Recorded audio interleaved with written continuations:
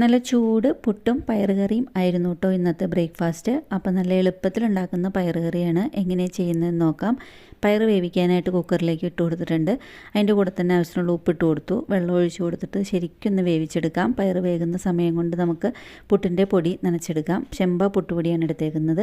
അതിലേക്കും ആവശ്യത്തിനുള്ള ഉപ്പിട്ട് കൊടുത്തിട്ടുണ്ട്. അതിന് ശേഷം കുറേശ്ശെ വെള്ളം ഒഴിച്ച് കൊടുത്തിട്ട് നനയ്ക്കണം. ഉപ്പ് എല്ലായിടത്തും ആകാൻ പാകത്തിന് നമുക്ക് പൊടിയൊന്ന് മിക്സ് ചെയ്യാം.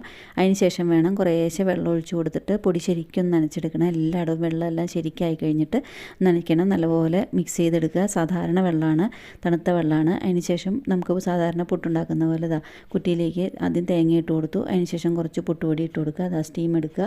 ഒരു 10 മിനിറ്റ് സ്റ്റീം വന്നാൽ പുട്ട് ഇവിടെ റെഡി ആയിട്ടുണ്ട്.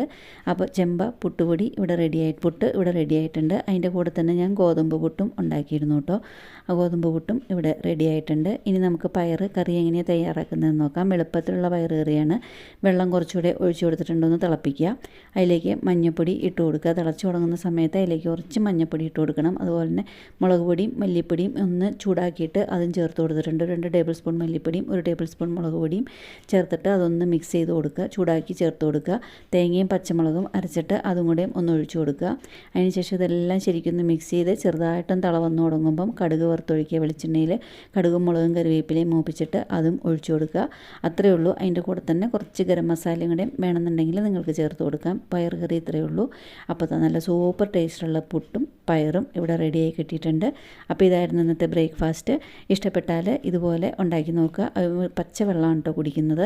അപ്പോൾ അതിൻ്റെ കൂടെ ചായയൊന്നും എന്നും കുടിക്കാറില്ല. അപ്പോൾ ഇതുപോലെ ഉണ്ടാക്കി നോക്കിയിട്ട് ഇഷ്ടപ്പെട്ടു എന്നുണ്ടെങ്കിൽ കമൻസ് അറിയിക്കുക.